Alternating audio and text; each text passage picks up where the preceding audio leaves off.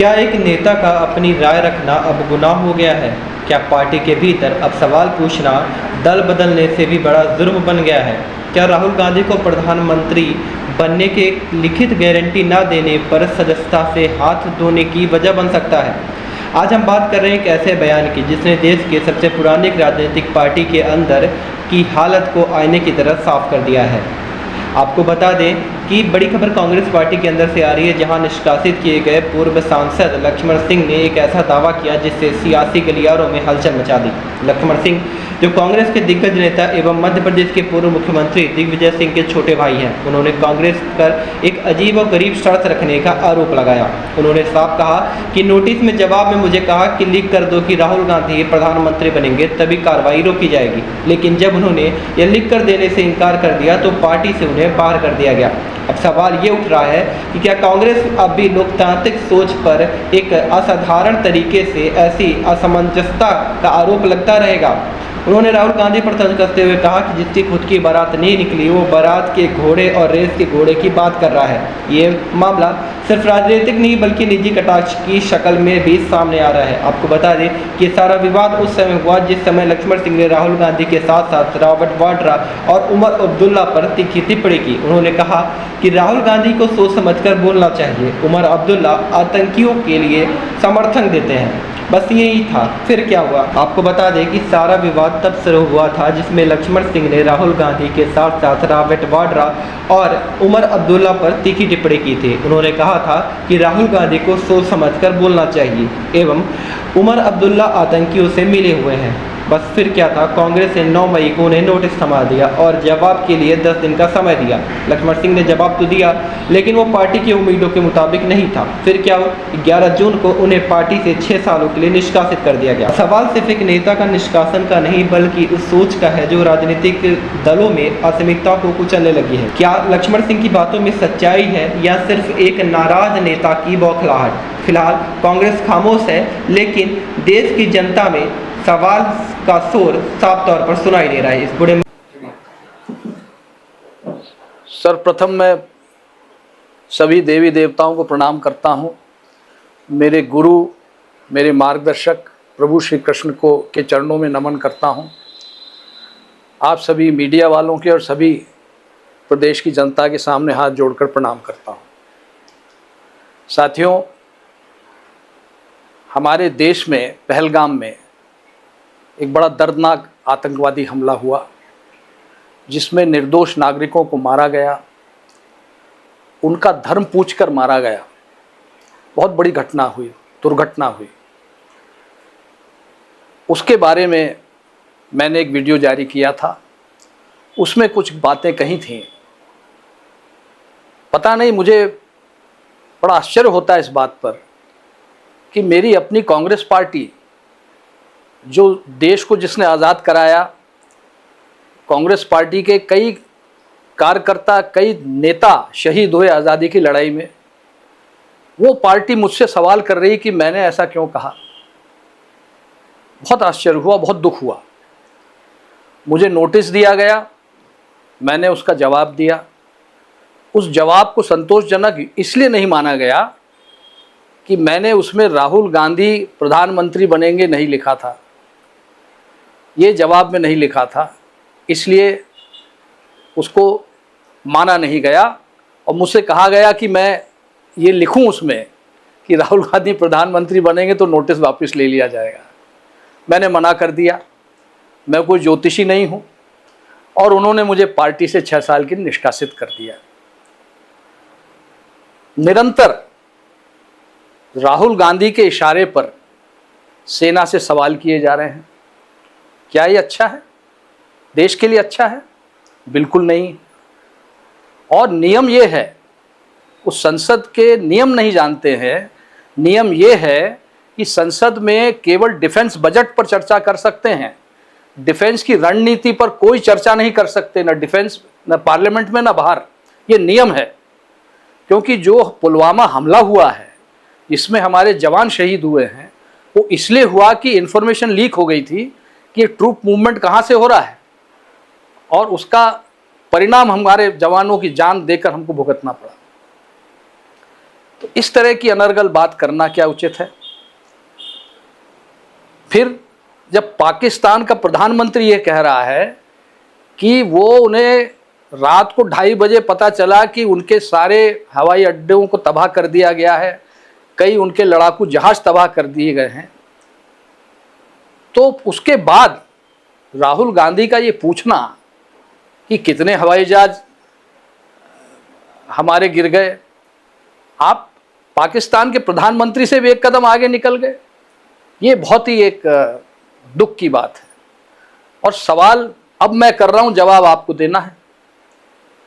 कांग्रेस वो पार्टी है जिसने देश को आज़ाद करवाया, कई देशवासियों ने अपनी जान दी। क्या इसलिए दी हम उन्होंने जान कि हम अपनी बहादुर सेना पर सवाल खड़े कर सकें? तुम्हारे अनर्गल अनावश्यक बयानों के कारण तुम कल्पना नहीं कर सकते हो कि देश की जनता कितनी आहत हुई है। आज कांग्रेस का कार्यकर्ता तुम्हारे बयानों के कारण सर उठा के सम्मान से चल नहीं पाता है, जबकि दूसरी पार्टी के कार्यकर्ता सम्मान से सर उठाकर चलते हैं, स्वाभिमान से चलते हैं, सिर्फ तुम्हारी बयानों के कारण। पर ये तुमसे कोई कहेगा नहीं, क्योंकि तुम तो अपने चमचों से घिरे रहते हो और घिरे रहोगे, कोई फर्क नहीं आने वाला तुम, क्योंकि पूरे देश में तुम पैदल चले। पैदल चलने के बाद पूरे देश में आज पार्टी कहां खड़ी है? मध्य प्रदेश में 1 सीट नहीं है, और तुम अपने आप को रेस का घोड़ा कहते हो। अरे कितने बार तुम रेस हार चुके हो, ईवीएम को दोष देते हो और अपने आप को रेस का घोड़ा कहते हो। अपने से बड़ी उम्र के लोगों को, जो तुम्हारे पिता के साथ जिन्होंने काम किया, तुम्हारी पिता के उम्र के हैं, किसी को बारात का घोड़ा कहते हो, किसी को लंगड़ा घोड़ा कहते हो। तुम्हें शर्म नहीं आती है? और तुम बारात का घोड़ा क्या जानो कैसे चलता है, क्योंकि तुम्हारी तो बारात ही नहीं निकली, तुम्हें क्या पता बारात का घोड़ा कैसा चलता है। इसलिए फालतू बातें करना बंद करो। जो बुद्धिजीवी तुम्हारी पार्टी में है, जो समझदार लोग हैं, उनसे राय लो, और नहीं तो पार्टी का अंत देख रहे हो, आगे अंत ही होना है पार्टी का। पार्टी बिखर जाएगी, बिखर ही रही है। साथियों, आज समय आ गया एक नई कांग्रेस गठन करने का। आवश्यकता है हमें उस पार्टी की, ऐसी कांग्रेस पार्टी की जिसमें जनता कार्यकर्ता निर्णय लें और कोई ऊपर का हाई कमान ना हो। फैसले हम बैठ कर लें, कार्यकर्ताओं के बीच में फैसले लें, चौपालों में बैठकर लें, मैदानों में बैठकर लें, और तभी एक ऐसी कांग्रेस पार्टी हम खड़ी कर सकेंगे जिसका कार्यकर्ता स्वाभिमान से सर ऊंचा करके चल सकेगा। जहां तक रहा पार्टी के विभाजन का सवाल, तो स्वयं इंदिरा जी ने पार्टी का विभाजन कराया था, कौन सी नई बात है? और तुम्हारे कार्यकाल में तो 3-3 बार विभाजन पहले हो चुका है। और अब समय आ गया है कि मध्य प्रदेश में भी एक ऐसी कांग्रेस का गठन हो और ऐसा संगठन बने जिसकी सोच कम से कम राष्ट्रीय सोच हो, और राष्ट्रहित को सर्वोपरि रखकर वो कांग्रेस पार्टी का काम करे। और यह होगा, अवश्य होगा। दूसरी बात, नरसिंह राव जी हमारे प्रधानमंत्री स्वर्गीय, जो कांग्रेस के अध्यक्ष भी थे और जिन्होंने देश को एक नई आर्थिक दिशा दी थी, नरसिंह राव जी ने, मनमोहन सिंह जी ने। तुम्हारी सोच लोग नहीं जानते हैं, पर आज मैं आप सबको बताना चाहता हूं साथियों कि नरसिंह राव जी का जब निधन हुआ था, उनके पार्थिव शरीर को इन लोगों ने कांग्रेस पार्टी के दफ्तर में रखने नहीं दिया था। इतनी नीच हरकत इन्होंने की है, ये कई लोगों को मालूम नहीं। आज मैं आपको बताना चाहूंगा, और मैं गलत हूं तो बताओ मैं गलत हूं। मनमोहन सिंह जी, जिन्होंने नई आर्थिक नीति बनाई जिसके कारण आज देश एक मजबूत स्थिति में पहुंच गया है, और जीएसटी जो लागू करी, उनकी सोच थी, वर्तमान सरकार ने उसको लागू किया जीएसटी को, जिससे करोड़ों लाखों करोड़ों रुपया आज भारतीय कोष में आ रहा है, और जिससे सारे निर्माण के काम हो रहे हैं, सड़क बन रही है, हवाई अड्डे बन रहे हैं, हम लोग हथियार खरीद रहे हैं। ये क्यों? क्योंकि हमने उस जीएसटी का उपयोग किया है। तुमने उसका विरोध किया, उसको कहते हो गब्बर सिंह टैक्स।